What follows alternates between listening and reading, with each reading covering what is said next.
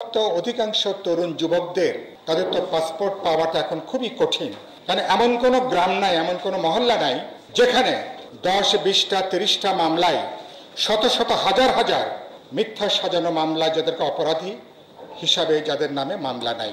Police যখন তদন্তে যাবে তখন দেখবে তার নামে মামলা আছে।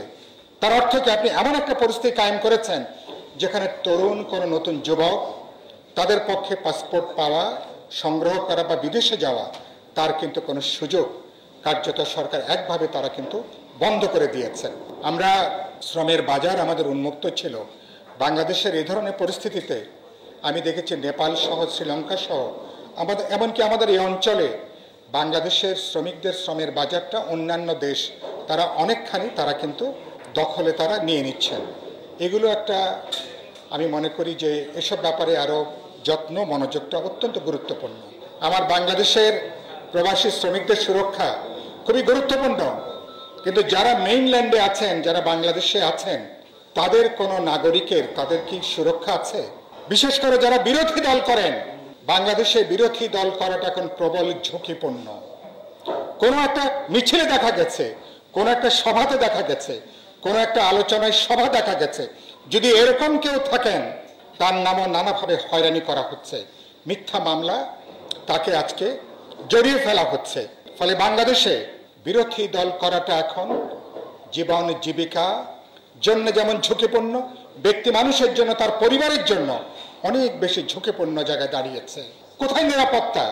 আমরা আজকে দুপুরবেলা দেখলাম পঞ্চগড়ের তেঁতুলিয়া সীমান্তে, সেখানে 2 জন আমার বাংলাদেশি নাগরিককে বিএসএফ গতকালকে তারা হত্যা করেছে। ইতিমধ্যে পতাকা বৈঠক হয়েছে। বিএসএফ গতানুগতিকভাবে তারা কি একটা ব্যাখ্যা দিয়েছেন, লাশগুলো এখনো পর্যন্ত পাওয়া যায়নি। ধারাবাহিকভাবে চলছে। গত মার্চ মাসের 9 তারিখে বিএসএফের প্রধান ঢাকাতে এসেছিলেন।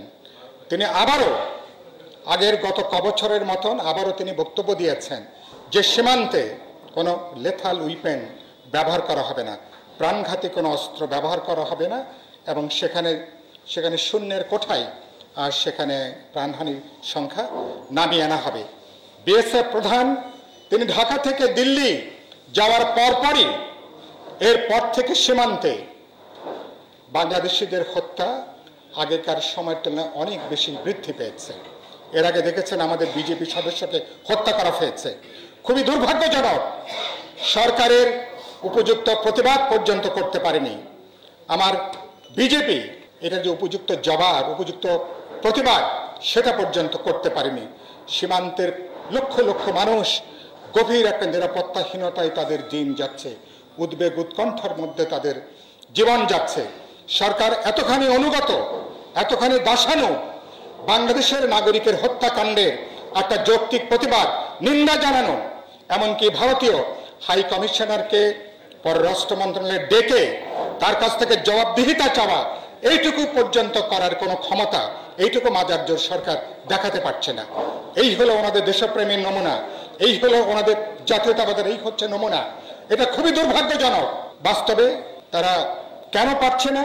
সরকারের দলের সাধারণ সম্পাদক তো বলেই দিয়েছেন যে দিল্লির সমর্থনের কারণের জন্যে 7ই জানুয়ারি তারা নির্বাচন করতে পেরেছেন এবং পশ্চিমা বিশ্বের চাপ মোকাবেলা করে আরেকবার নির্বাচন করে ক্ষমতায় তারা আসতে পেরেছেন।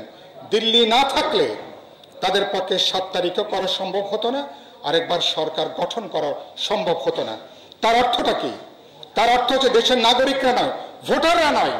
বাস্তবে দিল্লির হিন্দুত্ববাদী নরেন্দ্র মোদীর সরকার এবং তার সাথে বর্তমান সরকারি দলে তাদের যে অশুভ আঁতাত, সেই আঁতাতের কারণে বাংলাদেশের মানুষের ভোট অধিকারের বিরুদ্ধে দাঁড়িয়ে, গণতান্ত্রিক অধিকারের বিরুদ্ধে দাঁড়িয়ে বাস্তবে তারা কেবলমাত্র আওয়ামী লীগের বাজি ধরতে যে পুরো দেশ এবং জনগণকে আজকে তারা বিপদের মধ্যে আজকে তারা ঠেলে দিয়েছে।